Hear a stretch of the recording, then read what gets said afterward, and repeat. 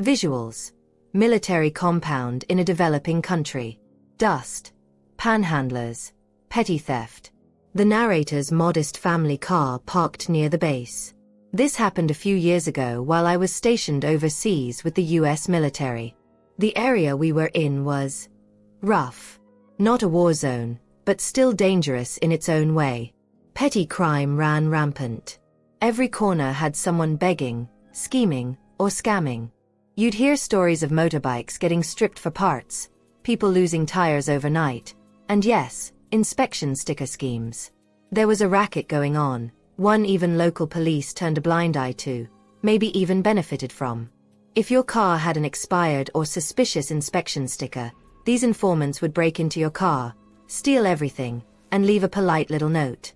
Your belongings have been taken to the police station for review. How kind, right? In reality, it was a money-making game. You'd show up, be fined for the sticker, and given a friendly deadline to fix it or else. Visual. Narrator's POV. Early morning. Door ajar. Glove box ransacked. A handwritten note in place of his life.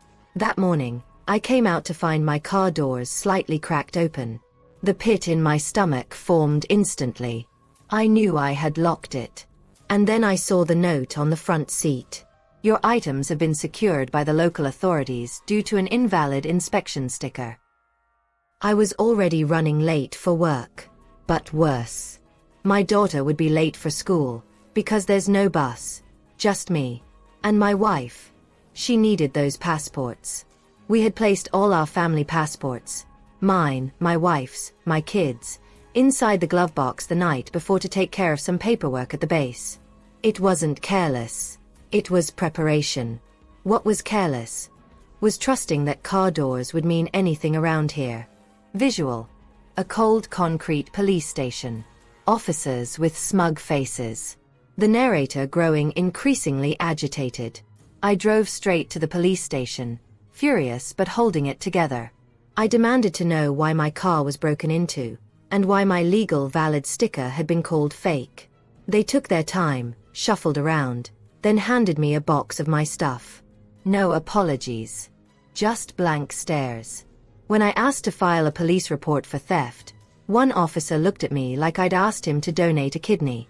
Nothing was stolen, he said. Even though someone broke into my property, took my belongings, and disrupted my family's entire day. Then I asked, calmly but deliberately, "Where's my wife's passport?" He blinked. "Whatever's in the box is all we have." That's when it hit me. They had taken US passports, government-issued travel documents, from a private citizen's vehicle, without a warrant, without probable cause. That's not just local corruption. That's international.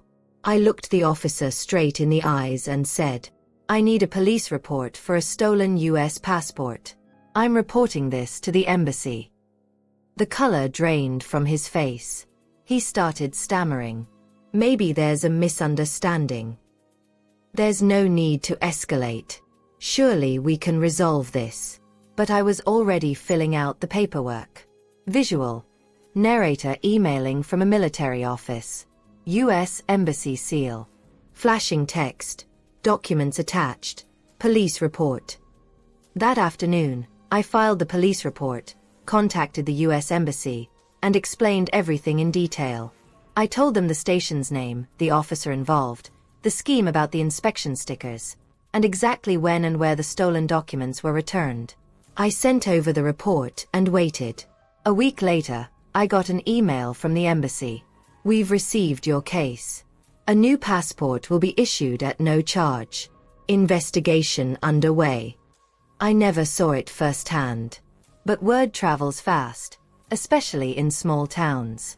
Apparently, the man who broke into my car got arrested. The fine was steep. But worse. He was slapped with additional charges for stealing foreign government property. And from what I heard, it was a local cop who showed up to bring him in. Poetic justice, isn't it? He tried to game the system. But the system came back swinging. Visual. Narrator back at base. Calm, focused. Packing bags for home. I didn't lose sleep over it. People told me I went too far, that it was a minor offense. But there's nothing minor about violating someone's home, their trust, and their family's safety. And in the end, he learned the hard way that if you play stupid games, you win stupid prizes. If that revenge hit you right in the justice bone, go ahead and smash that like button. And tell us in the comments. Have you ever been underestimated, scammed, or pushed too far, and hit back harder? And don't forget to subscribe. We've got more stories where karma comes knocking with a badge and a warrant.